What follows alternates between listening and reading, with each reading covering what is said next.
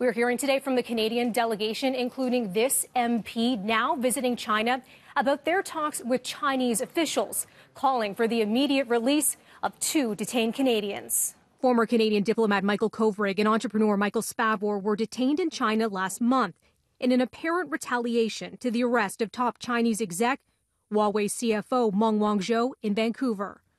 A group of 6 Canadian lawmakers, including St. Albert Edmonton MP Conservative Michael Cooper, are now visiting China on a trip planned before the arrests. In a phone interview with City News Parliament Hill Bureau Chief Cormac McSweeney, Cooper, who's still in China, says the issue of the detained Canadians was brought up in depth during 2 key meetings with Chinese officials. We stated that it isn't business as usual. The detention of these 2 Canadians is completely unacceptable and is a serious impediment to the important bilateral relationship between Canada and China. The detained Canadians are accused of endangering China's national security and have only been permitted 1 consular visit. Cooper says Canadian officials, who will be in China for the rest of the week, are not dropping the issue, which he calls the elephant in the room. I intend to bring it up in every forum that I can.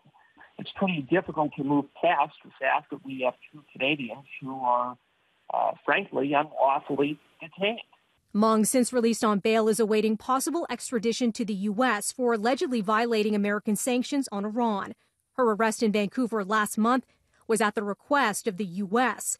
Amid tensions between the U.S. and China, an American delegation is now in Beijing for trade talks, the first face-to-face negotiation since Chinese President Xi Jinping and Donald Trump agreed to a 90-day trade war truce last month. If a deal isn't reached by the March deadline, Trump has threatened to hike tariffs on $200 billion of Chinese goods to 25% from 10%. Yesterday, the U.S. president sounding optimistic about the trade talks. Spoke to President Xi recently. I really believe they want to make a deal. The tariffs have absolutely hurt China very badly. Now, a couple of updates involving Trump on this the 17th day of the partial U.S. government shutdown. Trump is set to make a prime time address on the issue tomorrow, 9 p.m. Eastern. And then on Thursday, he's planning to visit the southern border.